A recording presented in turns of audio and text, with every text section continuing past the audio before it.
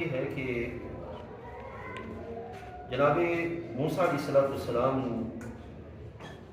نے ایک دفعہ اللہ کی بارگاہ میں عرض کیا کہ مولا کوئی اہل علم ہے کہ میں جس کی زیارت کر سکوں۔ اللہ تعالیٰ جل وعلا نے موسیٰ علیہ السلام کو بتایا کہ ہاں ایک میرا بندہ ہے۔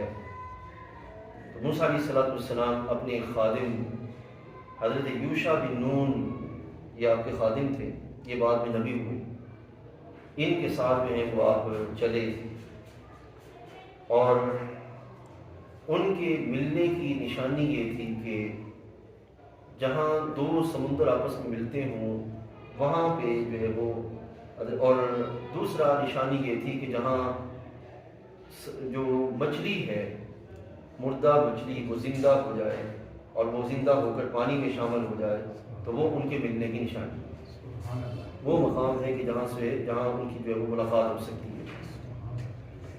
اب حضرت سیدنا موسیٰ علیہ السلام چلے اور جب وہاں پہ پہنچے جہاں دو سمندر ملتے تھے، حضرت موسیٰ علیہ السلام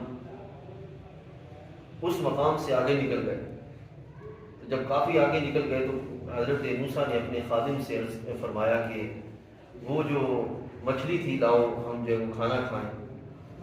حضرت موسیٰ علیہ السلام کا خادم عرض کرتا ہے کہ حضرت وہ مچھلی تو جس مقام پہ ہم نے آرام کیا تھا اسی مقام پر وہ مچھلی زندہ ہو کے پانی میں شامل ہو گئی تھی۔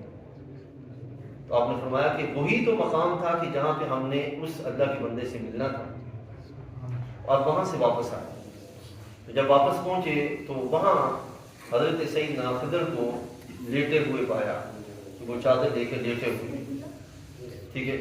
تو وہاں پہ اللہ تعالیٰ جل وعلا فرماتا ہے کہ فوجد عبدا من عبادنا آتیناہ رحمۃ من عندنا وعلمناہ علما من لدنا علما، کہ ہمارے بندوں میں سے وہاں ایک بندے کو پایا جسے ہم نے اپنے پاس سے رحمت دی تھی اور علم لدنی عطا فرمایا۔ یہاں یہ یاد رکھیے گا کہ اس مقام پر حضرت موسیٰ علیہ السلام کی مچھلی کا زندہ ہو کے پانی میں شامل ہو جانا، یہ اس بات کی علامت ہے کہ جو اللہ تعالیٰ جل وعلا کے مبارک بندے ہوتے ہیں ان کے پاس جانے سے مردہ دلوں کو زندگی ملتی ہے،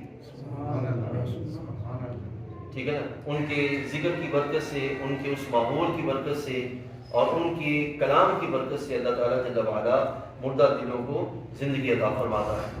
اب حضرت موسیٰ علیہ السلام وہاں پہ ٹھہرے اور آپ نے فرمایا کہ یوں کریں کہ میں آپ سے علم سیکھنا چاہتا ہوں۔ آپ نے فرمایا کہ شرط یہ ہے کہ میرے ساتھ رہو گے لیکن صبر کرنا ہوگا، صبر کرنا ہوگا۔ یہاں یاد رکھیے گا حضرت خضر کے بارے میں دو قول ہیں، ایک یہ ہے کہ آپ اللہ کے نبی ہیں اور ایک یہ ہے کہ آپ اللہ کے ولی ہیں، ٹھیک ہے جی۔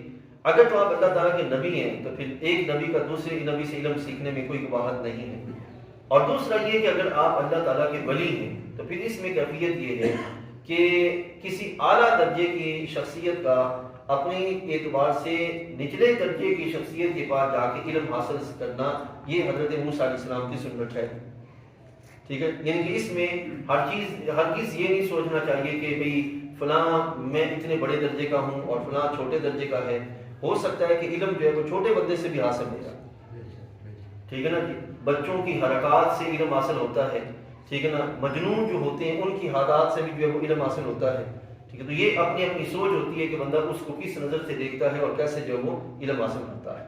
تو حضرت موسیٰ علیہ السلام جو ہے وہاں تشریف لائے، تو حضرت موسیٰ کو جب انہوں نے فرمایا کہ آپ نے صبر کرنا ہے، تو آپ نے آگے سے آپ نے جواب دیا ستجدنی ان شاء اللہ صابرا ولا اعصی لک امرا، کہ آپ مجھے صبر کرنے والا پائیں گے اور اپنے کسی کے حکم کے خلاف نہیں پائیں گے، ٹھیک ہے۔ اور یہ یاد رکھیے گا کسی بھی طالب علم کے لیے اپنے استاذ کے ہاں سب سے پہلی چیز یہ ہوتی ہے کہ وہ صابر ہو، تب وہ علم سیکھ سکتا ہے۔ اگر وہ بے صبرا ہوگا تو کبھی بھی علم نہیں سیکھ سکتا، ٹھیک ہے نا جی۔ آج کے اس دور میں تو وہ علم کی کیفیت رہی نہیں، آج کے اس دور میں تو صرف یہی ہے کہ بندہ جو ہے وہ رٹا لگائے اور پاس ہو جائے اور یہ کرے اور وہ کرے، اس کے سوا کوئی کیفیت نہیں ہے، وگرنہ علم جو ہے وہ رٹا لگانے کا نام ہے، ٹھیک ہے نا جی۔ تو یہاں حضرت سیدنا خضر نے فرمایا کہ اگر آپ میرے ساتھ رہنا چاہتے ہیں تو آپ نے مجھ سے کچھ نہیں پوچھنا، جو کچھ بھی ہوگا میں خود آپ کو بتاؤں گا۔